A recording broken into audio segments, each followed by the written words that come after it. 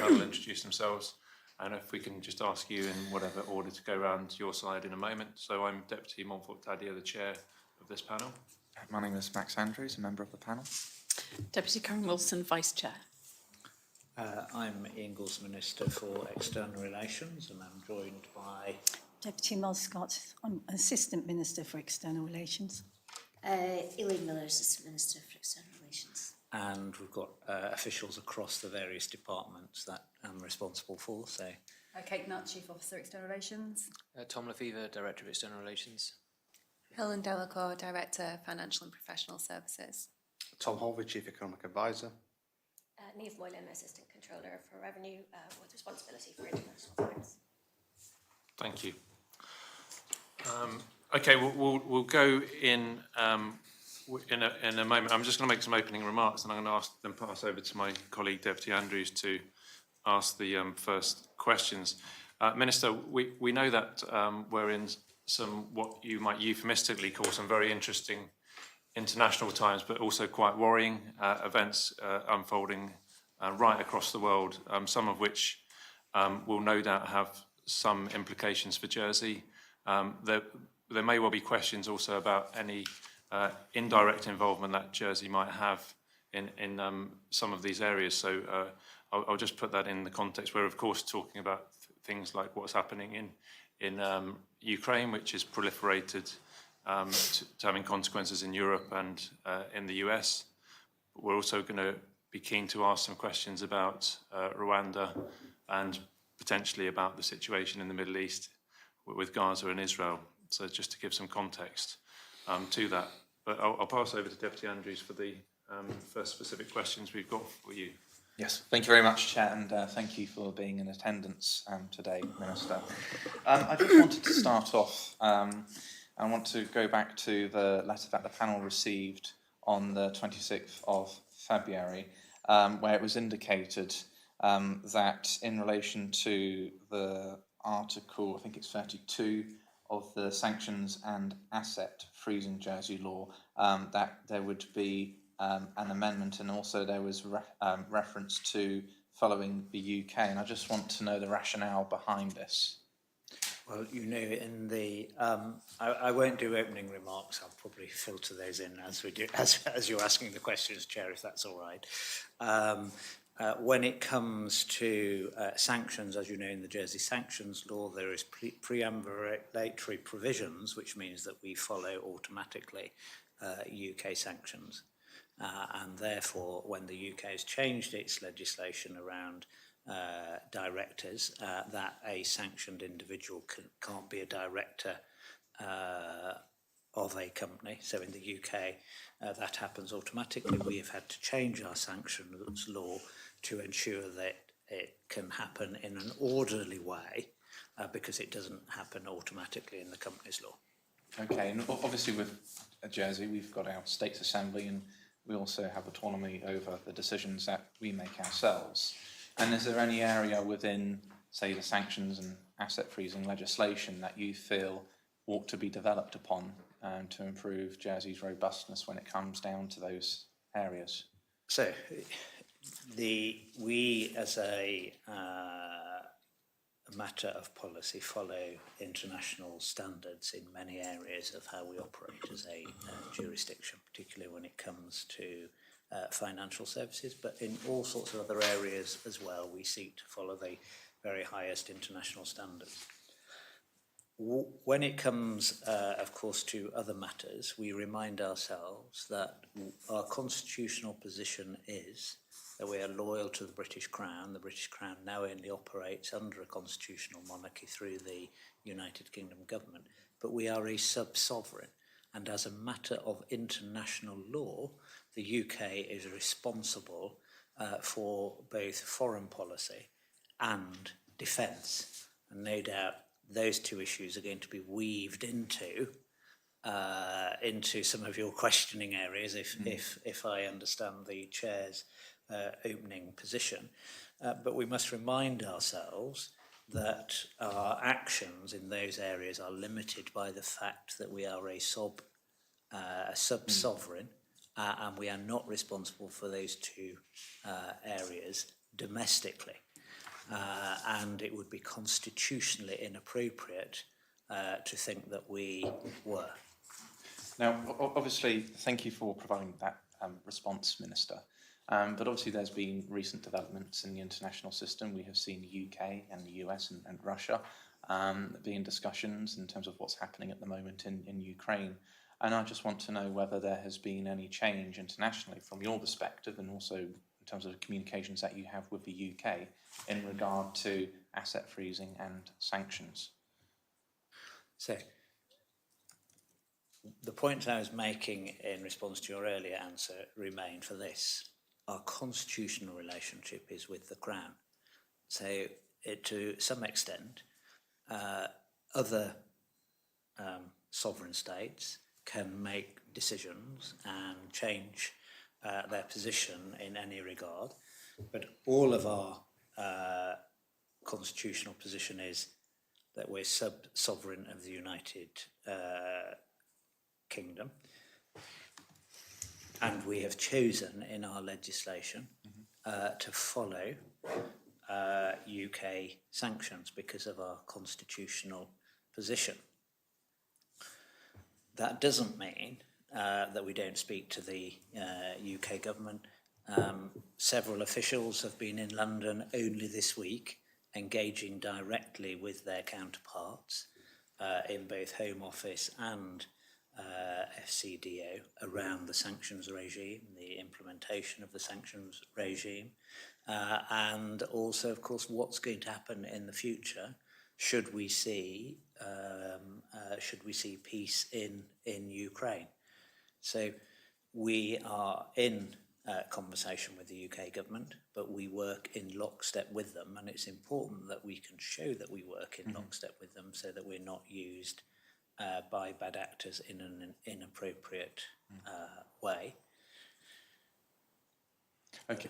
The geopolitics of all of these situations is changing, and therefore we have to be able to respond and react nimbly. Yeah. Well, of course, Minister, the UK has external sovereignty to a certain extent over the Channel Islands because we are a bailiwick alongside the Isle of Man.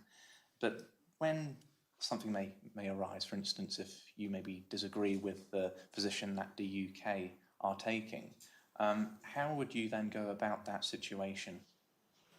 So my purview is not foreign policy. My purview is really external relations, and there's a reason that we didn't call the office when we created it the Foreign Office of Jersey, is because foreign policy is determined by the sovereign state, and as a matter of international law, the UK is responsible for Jersey's foreign policy. We can't get away from that. Of course, we can have conversations with our counterparts in the UK, and we do. Deputy Tadhir knows that he lodged a proposition with the states that required me to take certain actions. I have taken those actions, and I have communicated the views of the States Assembly in regard to the Gaza situation prior to the ceasefire there, to various UK government ministers. I have spoken to UK government ministers, as have officials on both of those occasions, in regard to the Ukraine crisis as well. Can I interject there? I mean, to be fair, what happened with my proposition is that it was amended by yourself successfully, so it effectively reflected the position of the UK anyway. So you could say that Jersey's position, we'd like to tell you what Jersey's position is, and it happens to reflect that of the UK. But if there were a situation whereby Jersey took a different stance to that of the UK, and we think back to the Iraq War, is that something which is within your remit and that you're comfortable of taking to the UK if there was a different position established locally? Well, of course, I serve at the pleasure of the Assembly, as every government minister and assistant minister does. And if the Assembly makes a decision or gives voice to a particular position or proposal, then that is, if it's within my purview to communicate that to the UK, I do. I'm not unused to having to navigate tricky waters in regard to conversations with others. But we remind ourselves that we've not got to be overly confident of a decision that might be made in the Assembly in regard to a geopolitical issue, and believe that us making a decision or talking about a decision will have any impact on it, particularly if it's done in a public way. Often more influence is won by doing things quietly and persuasively. Thank you. Okay, yeah, no, thank you very much, Chair. Also, the panel notes that the sanctions and asset freezing order for 2025 is now in place, and I just wanted to understand what is the rationale behind this order being brought forward. Can you just remind me which order? Yes, so the sanctions and asset freezing, implementation of external sanctions, director qualification, Jersey Amendment Order 2025. Well, I think I just explained that to you in answer to the question, that it's to bring... There was previously, as the UK changed its... made its change, Jersey needed to make this amendment to its legislation. Otherwise, directors by accident would be in breach of a piece of sanctions requirement, and that's why we amended it. Okay, yeah, thank you, Chair. Minister, can I bring this into a slightly wider context? So you may have seen that I've submitted a written question for you, but I'd be pleased if we could maybe touch on it today in this public hearing. The written question itself won't necessarily be very publicly circulated. We're seeing talk in Europe now about the potential for frozen Russian assets being used in some form or another, potentially to continue to fund military aid to Ukraine. Does that have any implication for Jersey, in terms of Jersey having to potentially make either some of the, presume its interest from those frozen assets available to the Ukraine or to others?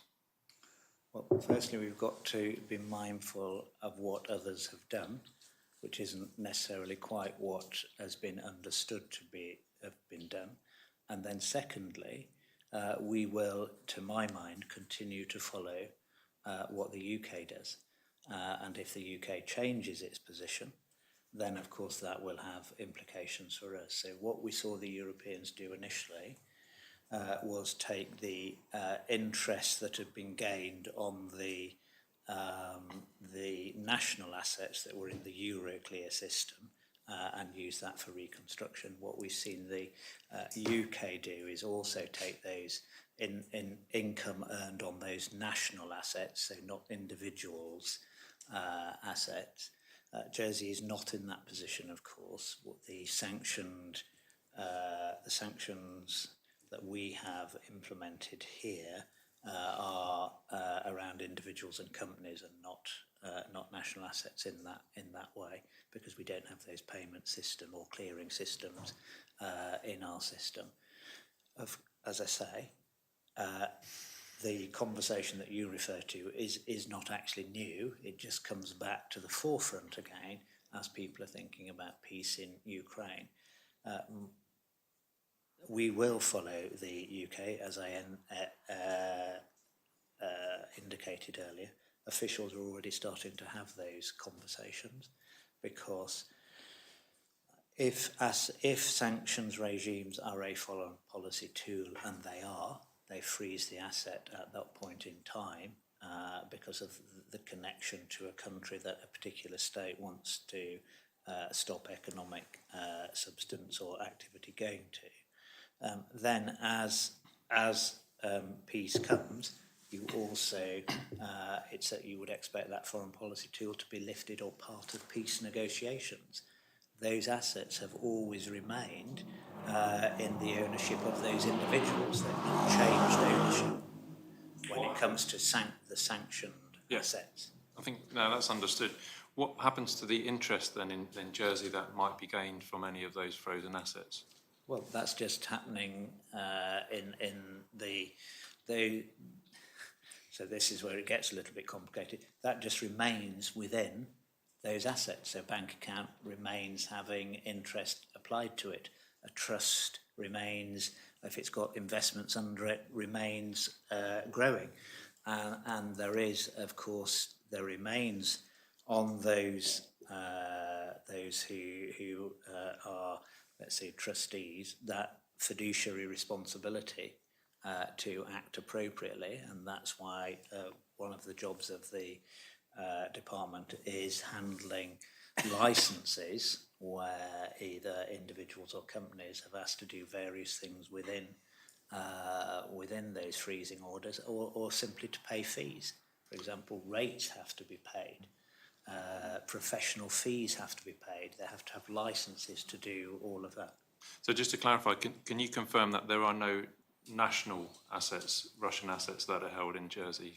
Not as far as I'm aware, but Tom, this all falls under Tom's purview, and I can see they're eager to interject. So if you could answer how we know that, how we can be sure of that. Yeah, so the Minister has made, I think, quite a clear and helpful distinction between state assets, so Russian state assets or national assets, and those of private individuals. And as you know, the UK policy is around, or proposal is around state assets. What we have in Jersey is we do have a specific legal obligation to report frozen state assets to the Minister. The Minister would receive reports on that through the Financial Sanctions Implementation Unit, which is part of the Ministry of External Relations. To date, no such assets have been identified and reported, and no such funds have been identified through other means. So, to the best of our knowledge, we're not aware of there being any frozen Russian state assets in Jersey. Is it possible that there would ever be any national assets in Jersey?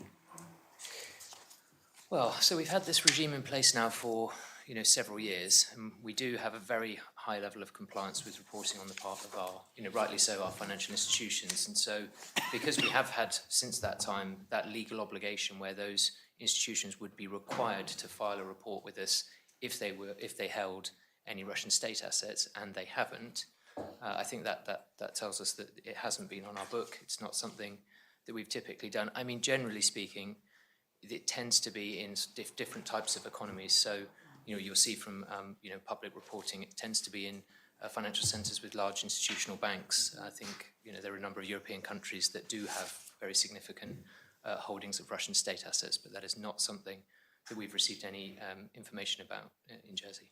Is there a grey area between what is classed as a private asset and a state asset in Russia?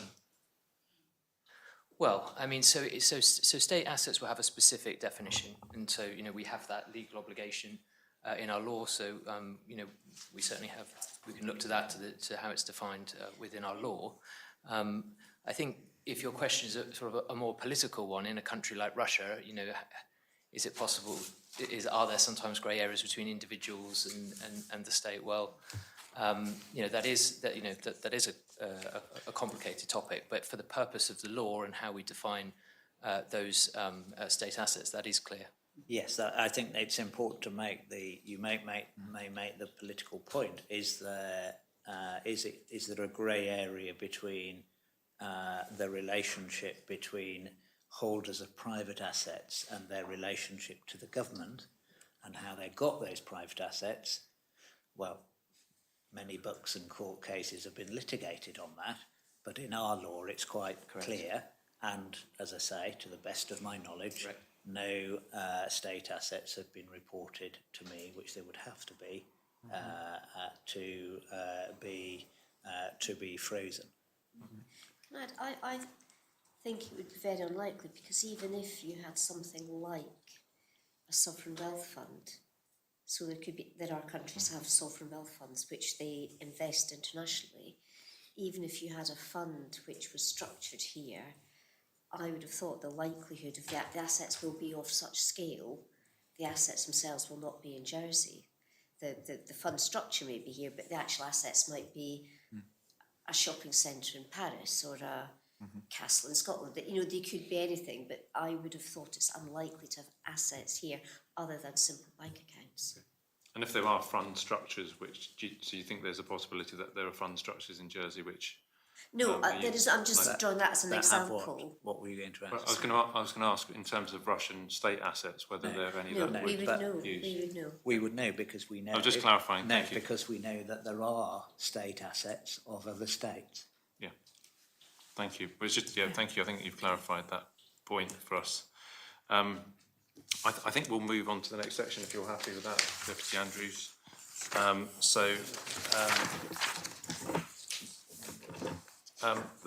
The panel has been previously questioned the levers that are available to the states of Jersey in influencing overseas conflicts. For further understanding, could you please outline what actions the island, the government of Jersey and the states of Jersey might undertake in this regard? So I think what we're looking at here, just for context, is we're moving on to the situation on the border between Rwanda and the DRC. In that context, do you want me to restate the question, or? I'd just like you to explain what you mean by what levers are available to you. So I maybe restate the question, Yes, in fact, in a different way. So one area of conflict that is occurring, we know, is between the Democratic Republic of Congo and the armed group M23, which it's widely understood that the M23 is receiving, direct support from the Rwandan government and military, and that we know that there's also been a condemnation from the UN Security Council about that incursion into DRC. Could you talk to us about whether the relationship that Jersey has with Rwanda is changing as a consequence of what we're seeing out there at the moment? Well, of course, the starting point is that the UK is responsible for Jersey's foreign relationships. We do have we have a framework agreement which allows us to go out and develop our own international personality, which we have been doing over the years. So the UK has made it clear to Rwanda that it believes that Rwanda should seek diplomatic resolution to issues which Rwanda says are around security and not military actions. And it has taken several decisions. We know that the Foreign Secretary has met with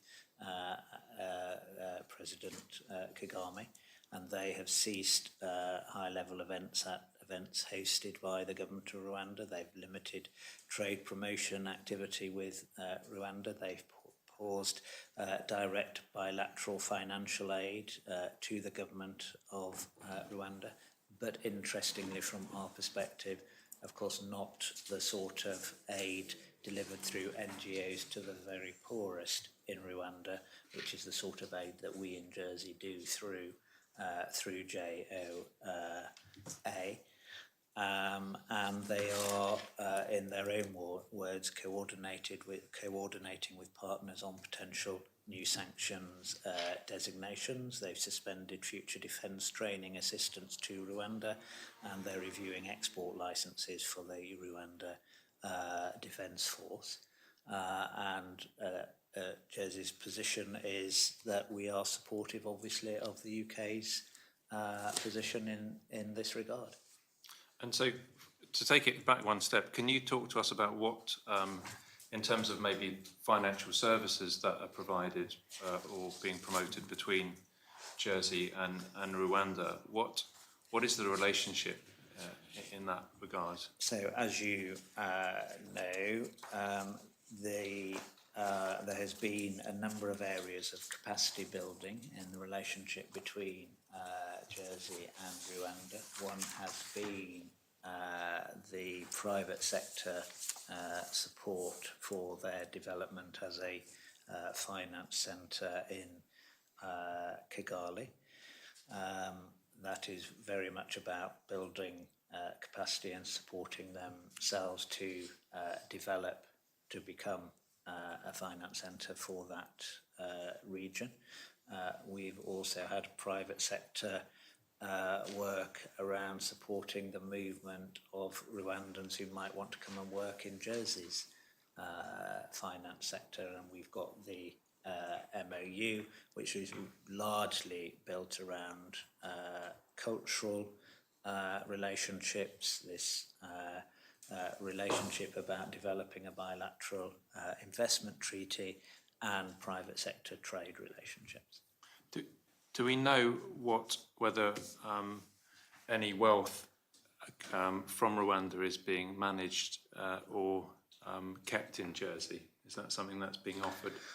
So I just have to be careful how I say this, because of course I am party to information from the JFSC. There are funds from Rwanda in Jersey. There are structures in DRC. There are structures in Jersey that operate in DRC in mining. The Jersey structures that operate in Rwanda are, I think we can probably describe as minimalist, very small amounts of money either flowing or held in Jersey. So you mentioned mining. I mean, one of the concerns that's been raised at an international level is that the M23 backed by Rwanda have taken over mines on the eastern side of the DRC, and of course very profitable mines. And I've heard figures around about $800,000 a day from what is mined there, and that all ends up going back to Rwanda, even though they're DRC mines. Is that something which, first of all, is of concern to you, Minister, and is it something that you would wish to make sure that Jersey doesn't have any indirect or direct part in? Well, of course, we wouldn't want any Jersey company to be operating illegally in any area or to be involved in military action. This is why we've come before you and talked about the work of the Moneyval assessment about our how we comply. And the reason when we come to briefings, as we did with you months ago, it seems boring and technical, but it's not actually boring and technical when you get into geopolitically difficult parts of the world. But it is fundamentally why it is important that we in Jersey, and any Jersey company or any institution structured through Jersey, meets the very highest international standards. I guess the issue here is that once the minerals assets and profit is in Rwanda, it's then legitimate as part of the legitimate Rwandan economy. It's a case of how it gets to Rwanda, and even if it's legal, there are definitely ethical questions about the appropriation of those mines for Rwandan benefit. Is that perhaps something that we need to be mindful in our wider relationship with Rwanda? Well, we are always very careful to think about how we are perceived and our own reputation, and we are always very careful to communicate that to institutions that use Jersey, that they are also mindful of their reputation. There are no international sanctions or UK sanctions currently in place on any of these companies operating mining ventures connected to Jersey in the DRC. If the UK did, as I said, they've been looking at sanctions designations. If they were to do so, then of course we would follow. Can I just ask, has there been any representation from any stakeholders in the industry to yourself about the concerns that are obviously ongoing in Rwanda, Congo? So the mining companies Jersey structured mining companies are operating in DRC. not Rwanda. I have not been approached. I'm not sure that, and we would expect to be, because it would be usual that if there were issues, they would in the first instance probably contact the regulator. We have been in touch with the regulator. We're not aware that there has been any contact, but we equally say it's an evolving, ongoing situation.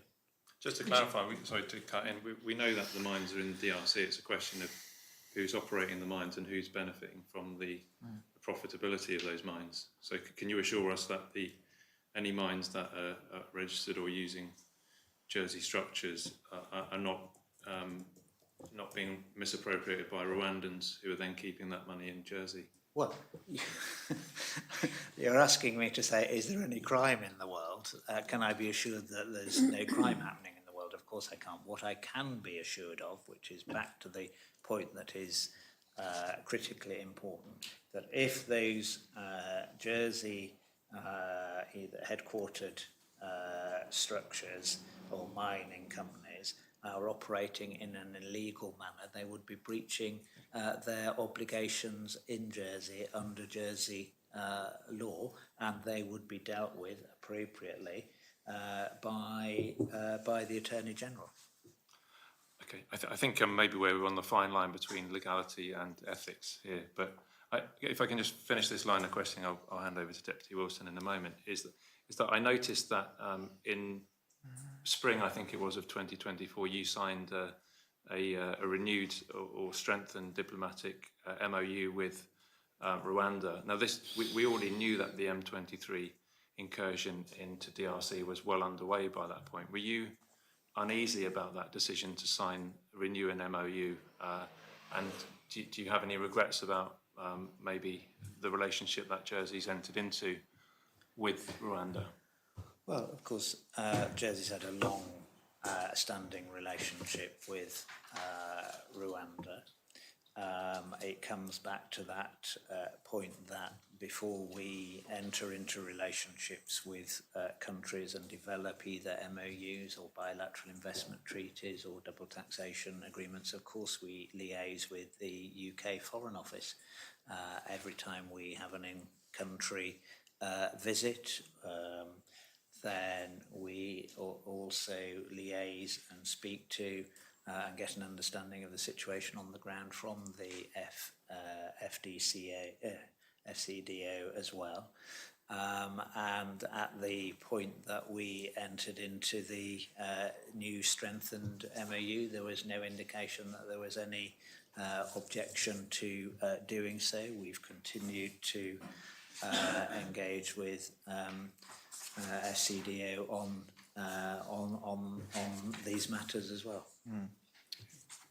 And there was just one thing, can you just confirm, do you have complete clarity and transparency around the structures within which companies operating in DRC and Rwanda are able to conduct their business? Issues about transparency. In what regard, sorry? In terms of you've got a number of you've talked about a number of licenses and registrations and whatever. Are you confident that the transparency around those registers and those licenses is complete? Or are there any issues there?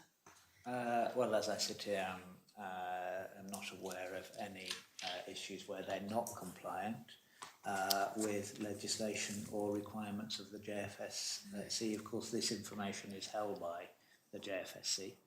This is not government-held information, it's regulatory-held information, and they've not given any indication to me of anything other than them being satisfied, and we've been in touch with them as recently as this morning in advance of the hearing. So yeah. haven't had And any any changes to any ownership structure, wherever it is in the world, will have to be reported within 21 days of a change. Otherwise, the regulated entities here in Jersey will find themselves in breach of the legislation and subject to sanctions here. So I think we can be satisfied. You know, Moneyval has assessed our own beneficial ownership regime, highly regarded and respected around the world. So I don't have any concerns that we don't have that information to hand. And in fact, when we've seen other regimes and the need to draw on that information from the company registry, we've been able to do that very, very quickly. Okay, thank you. Thank you. Thank you.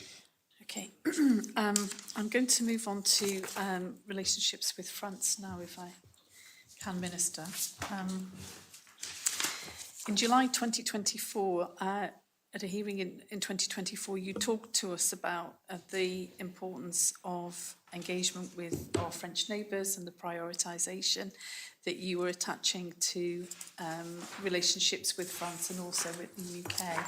And clearly over the last couple of months, there's been some situations which have tested that relationship. Not one obvious that springs to mind is the ferry tender. Can you provide an update on any work that you've undertaken to maintain cordial relationships with the local French regions following the unsuccessful tender of Brittany ferries in the ferry service procurement? Just remember, I think we answered a written question on this. Is it in the public domain? No. Yes. I'm not sure. We would need to check. Okay, well, I think it is. The situation hasn't changed much since we answered that written question, other than I think since then we've hosted a European diplomatic event in London, and a political attaché attended that from the French embassy. I've met with my Guernsey counterpart, with the Perm rep to the European Union in Brussels. That was last week. Was it last week? Or week before? I lose track, but yeah. So we've continued that face-to-face engagement, and it has remained positive.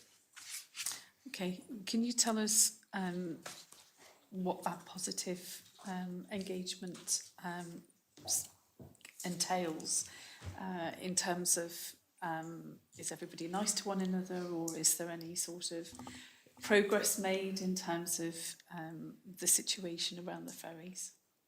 Well, let's say diplomatic engagement is normally polite, counter to what we might have seen elsewhere in recent days. That's more the outside the norm. And we have spoken to them about a range of issues, from cultural engagement to border issues, but also about the UK proposed reset and what that will mean for our relationship, which may start to remove some of the friction that we've experienced post Brexit. So things like the SPS, hopefully border post, things like a veterinary agreement, things like youth mobility, things like energy cooperation. But Kate is just saying. Well, I was also just going to mention we have, in respect specifically of the regions, we have partnership agreements with both Brittany and Normandy, and those agreements cover a variety of cooperation areas. We're actually due to host the Normandy Summit this September, I think, as well, here in Jersey. So, you know, we engage both nationally in Paris, but also very frequently with regional counterparts, because of course we have our joint office as well, the joint Guernsey office in Caen, and they are active every day, engaging with their with colleagues regionally. So there is a suggestion that relationships are still very cool, and that as a consequence of the tender process, that the regions themselves are disappointed by the outcome. Have you got any comment on that at all? Well, I think it's fair to say that we had conversations with the regions prior to or during the tender ferry process. Of course, they would, as they made clear to us, have preferred us to continue with a French operator, but they recognised that we had a process, and that process would deliver the end result that it has done. They didn't really recognise it. I mean, they took the minister to court, didn't they? and they got an initial stay. I'm only telling you what they told me, Chair. Right, okay. I'm not, I don't think they were happy with the process, I'm not though, trying shall we say. to second guess. The deputy asked me about regional relationships, not the view of Brittany Ferries and the action that they took against the minister, which was, of course, thrown out. Do you mind if I just interrupt? No, that's fine. You're lucky that you've got, with one of your assistant ministers, I look over to Deputy Scott, is that obviously she wears two different hats. She's an assistant minister for you, but also with economic development. Would it be okay to I'm ask? very lucky with both my assistant ministers, Chair, Indeed. not just one of them. In this regard, I'm talking about, but All of them, actually, think- the one that's not here as well. and we'll take that as read. And there'll be thank a you. moment, hopefully another occasion in a moment to flatter Deputy Miller and yourself. Peeved if you don't. But do you mind if I were to put a question directly to Deputy Scott? Do you think that there has been damage to the relationship between Jersey and Brittany in particular, at regional level, from the way that the ferry tender was handled? And do you think that could have been avoided?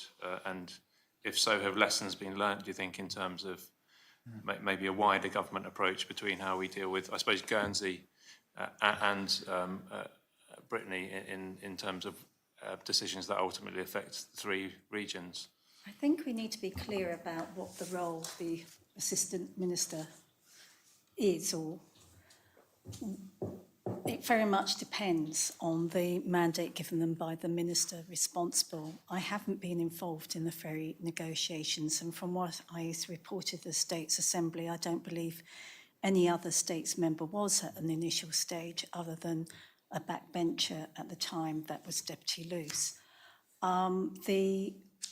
I think in terms of whether you're asking me, have I seen any evidence of a deterioration in relationship?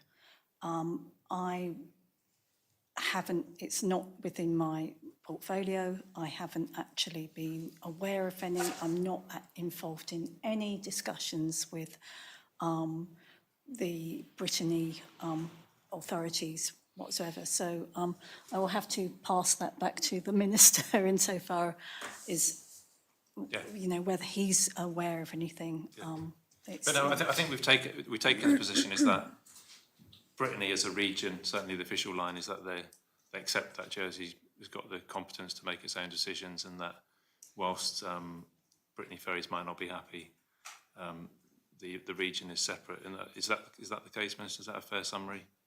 Yes, I mean, we in external relations might advise our political counterparts across the Council of Ministers table to think about not just the single issue in front of you, but in this case, the really important relationship with France, which was difficult through Brexit, has got onto an even keel and was much more positive. And then, of course, it's apparent to all of us that this then adds another bit of friction into that relationship.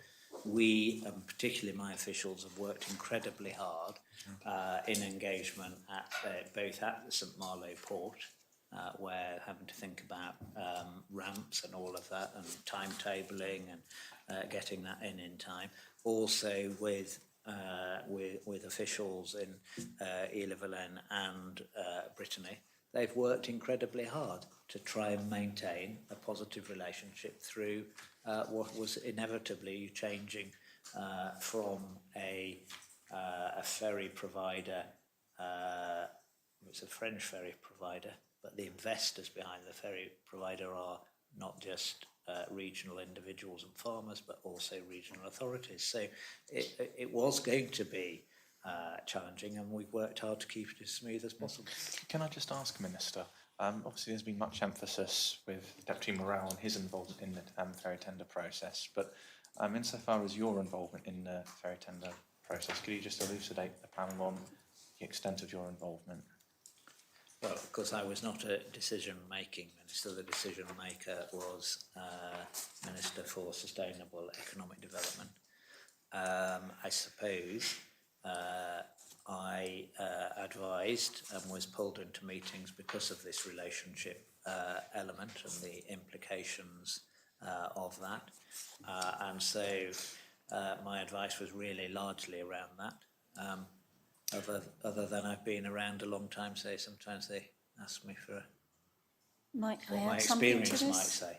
I think it might be fair to say that the Minister did give advice on the consequences, potential consequences, but it's got to be clear that what was in the tender document and whether there was anything in there that said put any value on the relationship, that's totally down to the Minister for Economic Development. I don't know whether the Minister even can say whether, because it was it was a process set off by the previous council ministers, and whether there was any involvement by council ministers in terms of the values that were in the tender document. And that's one of the follow-on questions I'd like to ask in terms of, given that relationships have necessitated through a procurement process your involvement in this scenario, from an external relations perspective, have you uncovered any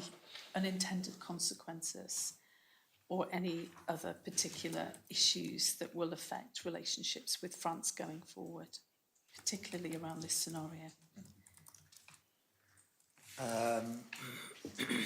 Well,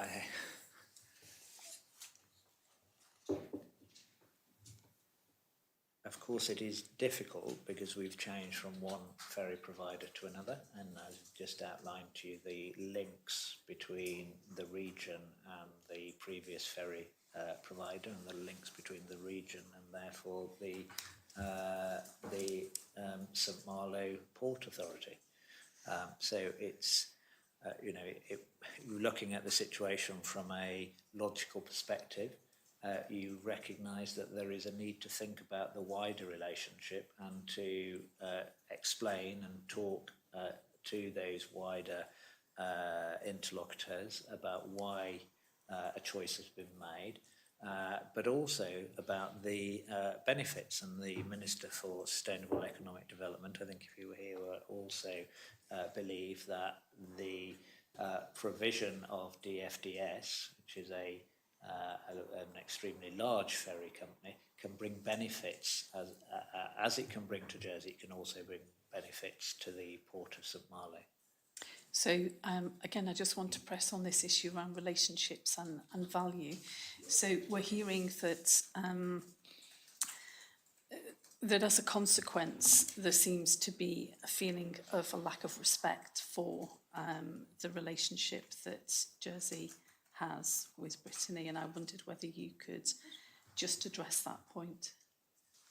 Well, that's not something that's been articulated to me directly. I'm not sure that it has to officials. My officials are, I don't know if they're in daily contact with the Port of St Malo, but they're in pretty frequent contact. You know that there's now a hot desk in the Port of St Malo as well.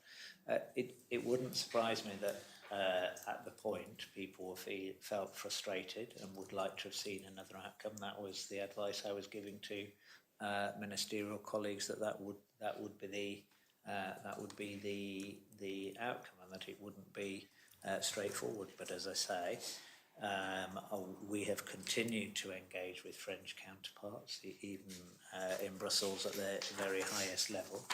And in that meeting, the ferry issue was not raised, and many other bilateral issues and issues of mutual interest. Okay, thank you very much.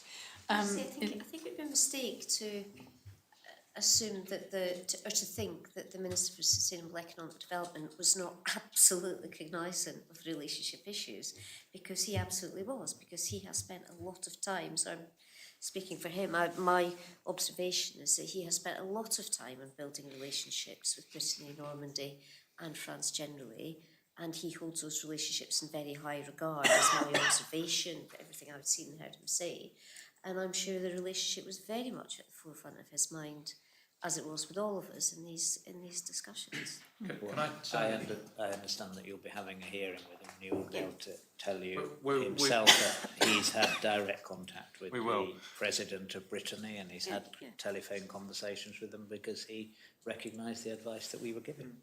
So I want to make it quite clear that this is obviously not a question time about the ferry tender process itself, and we will have a separate one for that. But insofar as it might have indirectly or even directly affected our external relations minister, I'd like to turn to the perhaps overlooked relationship with Jersey and Guernsey, because it seems that the actual real deterioration in relationship is between the two islands. And I note that only a couple of days ago in the Guernsey press, we've got this allegation saying that accusing our minister, so Deputy Morell, of misinformation. It says that the Guernsey-based operation said there had been ongoing engagement between the two parties, and that they were. We are disappointed to see that the States of Jersey have released this misinformation, and that's not the first time that one of your ministerial colleagues has been accused of misinformation in this area.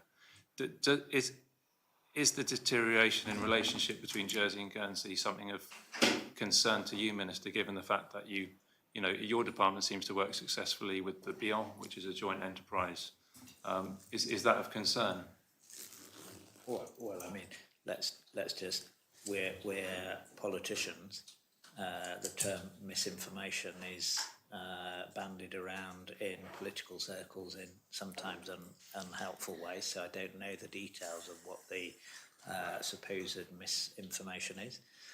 For my part, I had an incredibly successful visit with my counterpart to Brussels last week. I had good meetings in London with with counterparts from Guernsey and the Isle of Man, with UK ministers as well. So, as far as I'm concerned, the relationship is positive. It's well known that I am a long-term supporter of an enhanced relationship between Jersey and Guernsey, because I think ultimately, and it arises, and hopefully it's more in the forefront of people's minds, it arises out of the geopolitical instability that we must stick together and be more unified and think about structures where we can work together, not where we can be accusing each other of misinformation. But again, I was called upon towards the late stages of this particular process to give advice, and my advice is always that we should stick together as much as we absolutely possibly can, because of the potential detriment to an important relationship which historically has often been tricky anyway. Just to clarify for the record, it was the Managing Director of Islands Unlimited who accused our Minister of misinformation about a meeting that he said he hadn't had. So that's not coming from a Guernsey politician, in case it was unclear. Okay, sorry, yes, it wasn't. I So think you'll be able to ask the Minister directly about that. But I think that reflects something that other politicians have said previously. Thank you. Sorry. It's okay. Just to finalise on this point, I would really like to understand if there are any particular ongoing consequences to the decision that's been taken to go with a ferry provider that is not the previous operator, that you're having to work extra hard on in order to maintain those relationships. I've not been briefed that there's anything ongoing, of course, as I've intimated. DFDS are not yet operating. They will have to manage the ramps in the port of St Malo with 2 operators now, where there was only previously 1. That will have to be managed carefully. Some of that will be around timetabling. I have not yet gone onto the website to think about booking the Gorst family holiday to France this year. So I'll see whether there appears to be any clash or strange timings there when I do. But they are ongoing things. Of course, I can't say there won't be other challenges in the future, because TFTS are not yet operating.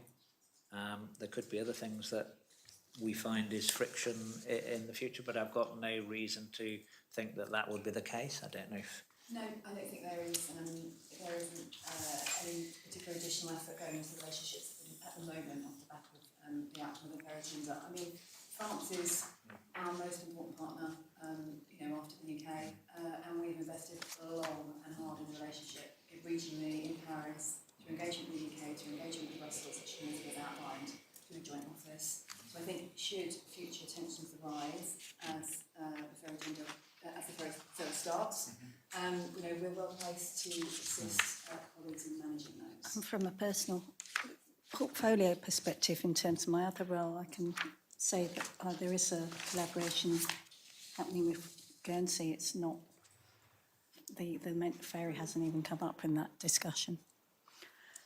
No. So what actions will you take, Minister, to make sure that your involvement in the ferry service provision in Jersey will assist and secure a comprehensive service to islanders? What would your role be in that? It wouldn't be I wouldn't have a role in that. My role would be to advise and try and keep relationships as smooth as possible. Of course, as a member of the Council of Ministers, as Treasury Minister would do as well. If anything came to the vote at the Council of Ministers, I'd have a vote as any other minister would. Thank you. Okay. Thank you. Thank you for taking those questions. We'll move on our agenda, the section about intellectual property framework. And I'll ask myself to lead on this. I think Deputy Scott, you're going to take this section, so pleased to have you. And I feel like we should have asked you about this before, and we may not have got round to it at a previous session. So pleased to have you back in to answer some questions in this area. Can you provide an update about the intellectual property framework reforms that are coming through? Yes, sure. As you may recall, we are working on quite few different treaties and modernising the area of intellectual property laws and taking advantage of some of the treaty networks that are available, bearing in mind how wide they are. One of those areas is in the area of registered trademarks. Currently, we run a sub-registry to the UK that's run by the Judicial Grefg. After consultation, it was thought that we would benefit from operating a primary legislation. A law is being worked on to replace the Trademarks Jersey Law 2000 with a law that basically establishes this registry. Hopefully I will be reviewing that by June, and there'll be a public consultation or further public consultation on the actual detail of the law around then. And we hopefully we'll be passing that in this state's session. Then we also, as you know, have been working on the patents law and the industrial designs law. We put some regulations, and that again was to enable us to participate in treaty network. We also contemplate a transfer of the registry from the Judicial Grefg or the actual operation. Still as a sub-registry, we'll be keeping them in both areas. But we're looking, it definitely needs modernising. I went online, I was looking at how you register a patent today, and we're not talking about filling in online forms, let's just say that. So that we're hoping to progress that, or we're intending to progress that with the JFSC. It would be obviously brand new software to be tendered for. And really, and thank you for your support of those regulations when I brought them before the States Assembly. I think that was last summer, was it not? time has Yeah, been I think passing. 1st of July, according to our So notes. really, it's just getting our ducks in a row then and extending the treaties themselves, which, as you may recall, in the case of the patents treaty, that's the Patents Cooperation Treaty, and in the case of the industrial designs, I think that's the Hague Agreement, I believe. Thank you. Hague No, I think it was the Agreement. 10th of September you brought those, the patents law to the Assembly. Yes. So I just want to drill down into a couple of things you've said Sure. there. So first of all, can we start off with the period of consultation that you're going to undertake? So partly, what's the ambit of that? How extensive is that consultation going to be?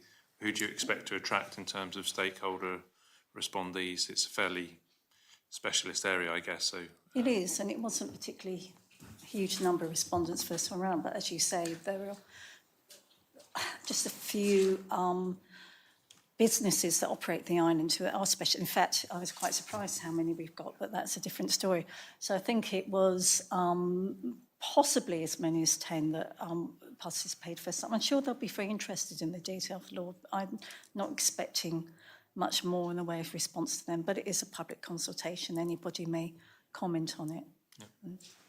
thank you. And could I ask about the, you talked about the registration system. Is the register, did you say, moving from the judicial graph? Is it currently there or is it already shifted? No, it's currently with the judicial graph. And it will shift to Okay. your department, is that right? Well, no, it was going to, we are commissioning the JFSC, the Jersey right. Financial Services Commission, which already runs a good number of registries. So I think it's at least 20, isn't it?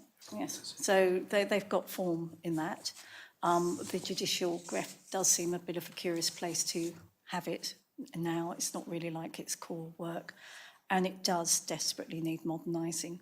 And is that already covered? So the provisions that transfer have already been passed, is that right? Or is it a ministerial decision it requires? Or Well, the regulations themselves contemplate that the register can be held by someone other than the judicial graph, but we can't transfer the register until we, have actually, the JFSC have actually done the development, the actual taking on of that, the development of the work. I mean, it's got, you may imagine, it's got quite a few things on its plate at the moment, so it's another project that it's working on. Hopefully by we're very much aiming that by the end of next year it's all going to be on board, and very much so, because that's the window of opportunity. As you may remember, much of this is connected to the possible extension of the CTTP to enable the benefits of the service provision of services provisions to be extended to Jersey. yeah, we'll just say for the people listening what CCTP is. It's the Pacific Trade Agreement. I can't remember the exact order. Some of you will know what that means, but just for those listening in the ether. Yeah, thank you. Yeah. There's no tests today. I'm just mindful of the public listening. Deputy Wilson, would you carry on with this section? I think we've got a few more questions We to have, ask. yeah. Thanks. Could you tell us, Minister, has any progress been made to date on the digitation of the registration process at all? That, insofar as software has got to be commissioned for, we've got two sub-registers that we're talking about on one primary register, and they all are to be run by the JFSC. So basically it needs to acquire the software and these things. I believe that they have yet to, it needs to be procured. We certainly got ideas in mind and have investigated some of the possibilities. So it's still in the planning stages? It's still, in the planning phases, and officers have been working with the JFSC to just have all this onboarded. Okay, thank you. We note the approval of law drafting instructions for a new law pertaining to the IP registry. Can you give us any more details on this in terms of time frame and the scope of the? When you say the IP registry, sorry, that's IP is a very general word. Are you talking intellectual about property? Are you talking about the registered trademarks, the primary registered trademarks? Yes, registry? we are. Yes, we are. Okay, so I I personally reviewed those instructions. They now have been translated into a draft law, which is being reviewed by officers. And that's the law that we hope to be, the draft law that we hope to be having a public consultation on this summer, by the summer. So with perhaps all 10 previous commentators participating with some luck. Okay. And in terms of where the registry will be located, is it going to be an independent body, or will it continue under the remit of the courts? No, that's going to be the Jersey Financial Services Commission. Okay. So, and I should, hoping, I mean, do we actually, Tom, have a date? Is it by the end of the year, even in terms of onboarding that? For the transfer across the JFSC. Yeah. So we're looking to ensure that happens next year. We have a current programme board that has been established, which I'm a co-chair of alongside the JFSC.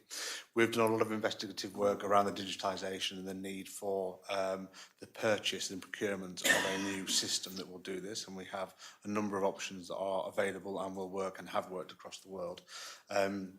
So what we'd expect to happen is when the transfer happens to the JFSC, the digitisation will go live at the same time. Okay. We expect that to happen next year. We've got one piece of legislation to come forward this year, which is the one you mentioned, and there was one last year.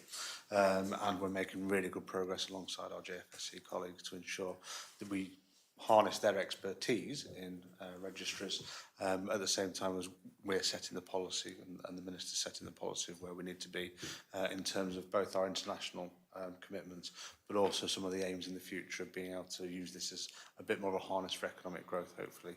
But that's a long-term aim as opposed to right now. We just need to ensure that we are, have a fit-for-purpose system, which the Minister's talked about that it's not at the moment, and meet those international trade agreements as well. Okay, thank you very much. Thank you.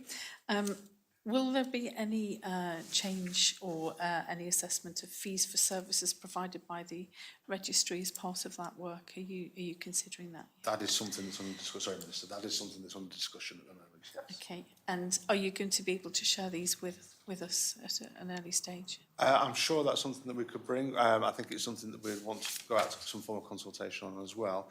There are good examples from around the world where this type of process does actually create enough revenue to run itself and some in excess as well. We've definitely got the aim that it would be cost neutral in the medium term. Whether or not it can then create extra money for us is something that we are still in discussion about and mapping forwards. But it's not just about that element of the benefit, it's actually about becoming more open for patents, for trademarks, and becoming a bit of a go-to jurisdiction for the registration. At the moment, we've got a system that's actually not really buying into a broader system, so you can almost say it just is creating red tape. We do have the numbers to justify a primary registry for the registered trademarks in terms of people wanting to register their trademarks here, which means that we would hope to collect fees to the point where that could even make it profitable for the jurisdiction. We're reasonably hopeful there. Okay. Because basically, it's just once we've subscribed to the Madrid Treaty, if say you're wanting to register a trademark in Germany, and then it's almost like, well, would you like to register it here, there, you just tick a load of boxes, and there's fees that kind of come through that way. When it comes to patents and industrial designs, we're just not having that really any great number of that registered here, so it doesn't merit the same approach. Certainly, in terms of our aspirations for innovation to actually improve our own economy, we'd love to have more people designing things here in a way that they can be patented and exploited and actually produce. Create the conditions for them. But anyway, we're Can I working on that. just finally, in terms of the work that you're doing through the programme board, I presume you will have arrangements set up for how you're going to manage the transition from the Royal Courts. So for the purposes of the public, can you actually just confirm that's the case? Yes, officers are And working on what kind of disruption do you anticipate in the transition, and how are you going to mitigate that? I don't believe we're anticipating any disruption. It should be, you know, a matter of transferring data over to new systems and then start, you know, switching off one and starting the other. So, and the officers and, you know, in the JFSC and within the should I say the External Relations Department or the Economic Development? We sort of have a bit of a hybrid area at the moment. They are working together to come up with a roadmap in terms of assisting that transition. So I'm following it. I think the only thing to add to that, as the Minister said, the response to the consultation show that it's quite a niche area. Quite a few people with specific interests in this. They will already be aware, because we're talking to them, that this is going to happen. Therefore, the transition between one to another should be very, very low risk in terms of any sort of problems created, because we know the people who are involved. It's not like this is open to the public who would... It is open to the public, but it's not like they're using it on a regular day-to-day basis. No. This is a niche set of clients who will be aware of what we're doing. We were running a sub-registry for the UK, I believe, but I think you can well argue it should be within the economic development, but at the moment there is a lot of work to be done on extending these treaties. I mean, we've got I think at least 7 or 8 in total, and we're reviewing them all in the context of the... well, that makes sense. Maybe Tom can say, articulate CTTTP and all the words that are in it. If it's okay, it's just that satisfied my curiosity, and I think the fact that it's obviously got JFSC overview now, it also makes sense. Well, it's a good question, because it historically was with the economy. The responsibility for the legislation sits with the Minister for External Relations. All the work is being done by economy officials. That's exactly right. Yeah. So thank you, that's helpful. I mean, it's our panel anyway, so we don't mind which way it comes to us. We're happy to scrutinise it either way. We've got a few minutes left. We've got about 10 minutes left. We're due to finish at 3. I just want to turn our attention towards some tax matters, which maybe some of you might be pleased to hear about. Not Neve. I thought she got away with it. The panel understands that there's a number of items in the government's external relations programme. Firstly, can you outline? No, that's not. We're going to move on, because I don't think that's directly relevant. Sorry, I'm thinking on my feet here. We're going to talk about historical tax agreements. I think that's where we'll go. So one item is historical tax agreements, which you've indicated is an administrative exercise. Can you outline what areas of amendment are under consideration, please, Minister? Basically it's removing bits of legislation which refer to old agreements which are no longer in force. Matt, can I bring you in as well? Yes, so that there will be no effect for any practical changes. So I've checked on more than one occasion with officials that there will be nobody disadvantaged by the removal of this legislation, and they are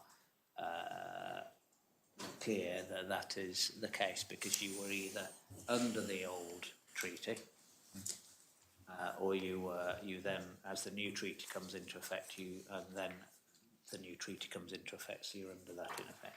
But Neve, I don't know if you want to.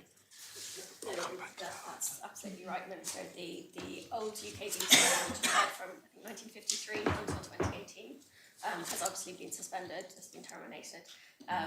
There are no taxpayers really who are left who are still with open appeals in relation to 2018 or earlier years. But even if there were, they would still be entitled to benefit under the old agreement. Okay. I think it might be worth mentioning, Minister, there are 2 other elements to this, which is, so part of this agreement, of this work, is to remove old legislation, which we don't need anymore. And then the other piece is to make sure that our tax information exchange agreement regulations and our double tax agreement regulations are complete and correct and up to date.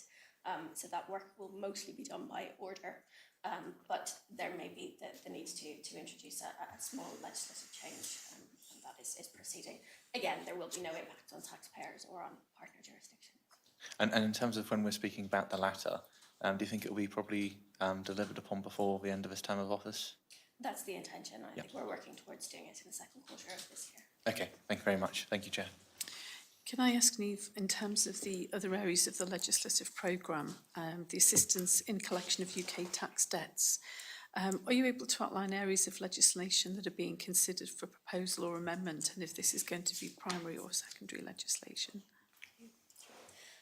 So I think it's fair to say that we're still at the early stages of this, and our intention is to consult before we begin to start law drafting. At the moment, we expect that there will be a need for a change to the income tax law. We think there may be a need for a change to the Royal Court rules, and then we are also in discussion with the Viscount's office and with other areas to make sure that that we don't inadvertently forget something. There is an established principle of international law that jurisdictions don't support other jurisdictions to collect their tax regimes, to collect their tax debts, and therefore we need to make sure that all of the Jersey laws are appropriately identified. Okay, thanks. Minister, you've indicated in the legislation will give effect to Article 27 of the 2018 double tax agreement with the UK. As this agreement has been in effect for some time, are there any actions enabling assistance in collection of UK tax debts currently? They're just the things that Niamh really outlined. But So while the rest of the double tax agreement came into force with effect from the 1st of January 2019, the Article 27 has still not yet come into force, and it can't until both sides have The other ratified have done it. it. Yeah, okay, thank you. Are there any particular impacts on international relations as a result of the delay? No? Okay. No, we have been talking to the UK quite consistently about this for some time. Okay. Clearly this will involve the financial services industry, period. Are there any other stakeholders being consulted about these changes at all? And who are they? So we will be consulting. I think at the moment we are still planning the form of that consultation. I think Deputy Miller is keen that taxpayers are made aware of this, because obviously it's a reciprocal agreement, and therefore taxpayers who perhaps leave Jersey to return to the UK, leaving Jersey debts behind, that there's something of an exercise that needs to be done to make sure that they're aware that they should pay their debts before they leave Jersey, before we ask the UK to. It works both ways. Yes. So the of course industry was consulted as we were developing the DTA anyway initially, so they were aware of this, and we had to make that decision about when you're reaching an agreement, some things you may like, some things you may not like, and the industry was very clear that they wanted this updated agreement. But Tom was probably there doing the negotiation with Mr. Powell at the time, Yes, I think. and indeed with Niamh. But actually, Minister, you have said exactly what I was going to say. Because of the importance of the relationship with the UK, I think it's fair to say that that particular tax agreement was subject to the most extensive consultation with industry as we negotiated the new provisions. And so those that relate to assistance in collection were part of that process and would not be a surprise to the industry group that we consult on agreements of this type. But we will, of course, do the additional consultation around exactly how we will give effect to that commitment. Okay, thank you very much. Thank you. Are there any plans for similar agreements with other countries which people living in Jersey might go back to? Romania, Poland, Portugal. Are any of those covered already, or is this the most pressing? I think this is the main one. Yeah, this is principal. And is it been led by the UK? So they're the ones asking for it initially. Yeah, so it's part of really the international norm now in these sorts of agreements, that there will be some recognition of the mutually collecting tax debts. It's something which really is new for Jersey, so we've had to think very long and hard about whether actually we wanted to do it.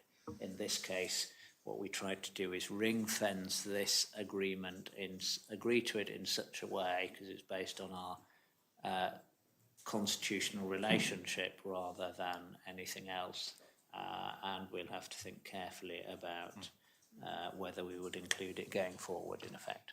And is it? Because there will be admin work to be done in Jersey while we will be collecting debts for other jurisdictions. So there will be work to be done here, and several agencies will be involved potentially. Will there be a certain asymmetry here in terms of who's likely to collect the most debts? Where's most of the work going to be done, and who's the beneficiary? Have you done projections around that? Difficult to say. I haven't spoken about it for a few weeks in terms of the sort of numbers we might get. I think we're hoping we would have a kind of slow build-up to we get our systems and processes in place, because, for example, the Viscount would be involved in maybe involved in enforcing. But can I ask the officers maybe if they've done projections in terms of those figures? So we have done some projections. Some of the data is a little bit elderly. I think what our feeling is that there's less asymmetry than there often is with these types of mutual assistance provisions, because of the very close relationships of both human beings and companies between Jersey and the UK.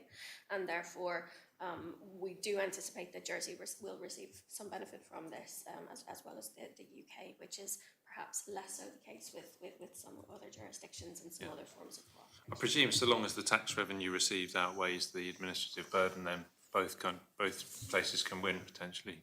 Is that correct? Would be the expectation. Okay, thank you. Minister, I noticed that I've received conflicting advice about when we're finishing. I think the official time was 3:30. Is that your understanding, or did you have we're not going to go right to 3:30, by the way. Well, it is a bone of contention, Chair. I like that. I never quite understand how anybody puts in my diary 2 hours when the standard time should be an hour and a half. Indeed. What I think I'll do... Shall we split the lot? We're almost, if it's any help, we're almost finished. So I'd like to maybe ask those final questions, if that's okay. And then you can answer in any way you choose, and we'll take it from there. So it continues the theme of maybe tax information exchange regulations. So the exchange of TIEAs are also identified in the legislative programme. Can you outline areas of legislation that are being considered for proposal or for amendment in this area? Yeah, it's about just making sure that we, in effect, provide the information in a way with how the standard is involved. But Niamh can give you more detail if you'd like. So this relates to the tax information exchange regulations. So it relates to instances where we receive a request for information from an overseas authority in relation to a particular taxpayer, and then Revenue Jersey will issue a production notice to the information holder in Jersey to collect and exchange the information. Over the last few years, there's been a number of court cases relating to these legal notices, and some of them have identified areas where the courts feel that the regulations could be clarified and to give better certainty to taxpayers, to information holders, and to make sure that the regulations operate as intended. We're currently doing an exercise to go through and to make sure that we've identified all of these comments made by the courts over the last few years. One of the areas, for example, that we know that they have identified we should look at is to do with the obligations of directors, where an information production notice is issued to a company, both in terms of the obligations of the directors in respect of the company, but also where the notice relates to information which is known to an employee or known to a director, but not necessarily written down. So again, this is work which we will be consulting on. In practice, the vast majority of information notices are issued to banks, to fiduciaries, and then also the legal profession becomes involved. So it may be that we do a more targeted consultation with the areas of industry that are particularly affected by this, or it may be that once we have consolidated all of the issues, that it's necessary to consult more widely. So when you talk about the court cases, the Jersey court cases that have, who have the court cases generally been initiated by, and on what basis are they? Appeals to decisions? So when Revenue Jersey issues a production notice, both the taxpayer and the information holder have the right to appeal against the notice. They appeal is not quite the right word, they will apply for leave to apply for judicial review. So it will then be heard by the courts here. So yes, it's very much about the validity of notices and context. And what have the bases for the judicial review been generally? Is it human rights challenges? Is it the way? Yeah. So in some cases there are human rights challenges. For the most part, though, human rights challenges are extremely rare. For the most parts, taxpayers are appealing either the validity of the request from the receiving from the sending jurisdiction, in which they argue that the jurisdiction which made the request was not entitled to do so, or it has to do with some of the particulars of the requests themselves. But I have to say, each challenge is unique in itself. Yeah. So we can certainly, if you'd like more details, we can. I think we probably would, but it sounds interesting. It sounds like there's been quite a number of rulings that have required a re-looking of the law. Is that? So I would say we receive about 200 requests a year, and we issue then probably about 250 information notices off the back of that. Of those, probably maybe between 3 and 5 are appealed. So it's a very small number per year, and many of those, are decided on the facts, and there's very few of these. So I think we're probably talking about 4 or 5 cases where the courts have made. And are they upheld generally? The notices, yes. They're upheld. So okay. Thank you. No, I'm sure we'd be happy to have more information in that area. I'm happy with those in this area. We'll follow up potentially with written questions. Minister, we would give you the courtesy, and we will give you the courtesy, because I moved the questions around slightly. So we normally would start with a catch-all question, but we wanted to be a bit more focused on this occasion. But seeing as we're now at the end, and you've probably got less inclination to play out the clock, not suggesting you would have had that anyway. Still go to half. I asked you maybe to consider only going to 1:15. Have you got any other areas that you wish to tell us about that we haven't covered yet in terms of your work programme, or just some general matters that we should be aware of as a scrutiny panel?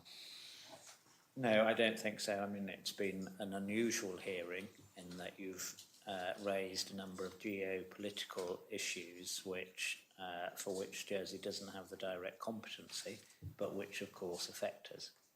And we see what's happening with Ukraine, we see the potential tariff war, we see those sorts of things that we have to navigate, even though I sense your frustration that our tools to navigate them are quite limited. The important thing for us as we do that is, from our perspective, Jersey remains a stable environment in which to do business. Of course, if there is a trade war between Europe and America, that will affect the cost of living for islanders. We have to acknowledge that. But when it comes to attracting inward investment and new business, we still offer that same stable environment in a time of turbulence. Yeah. So if I can just maybe in my closing remarks on behalf of the panel, I think that obviously the reason that we started off with maybe more of an international focus isn't just that there are lots of things that we hear in the news which are concerning, but there are clearly questions, legitimate questions, which I think have been answered today, that certainly we've had as panel members, and that conceivably I know members of the public have also had actually, which they might have wanted to put if they were here. So issues, for example, about asset freezing, about them being used, but also Jersey's relationship with Rwanda. We haven't so much talked about Gaza, maybe just in passing today.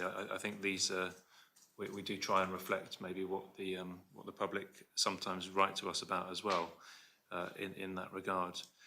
So, Minister, unless there's any more questions from my panel members, can I anything from you, Minister? No. Can I just thank you and your entourage for attending upon us today?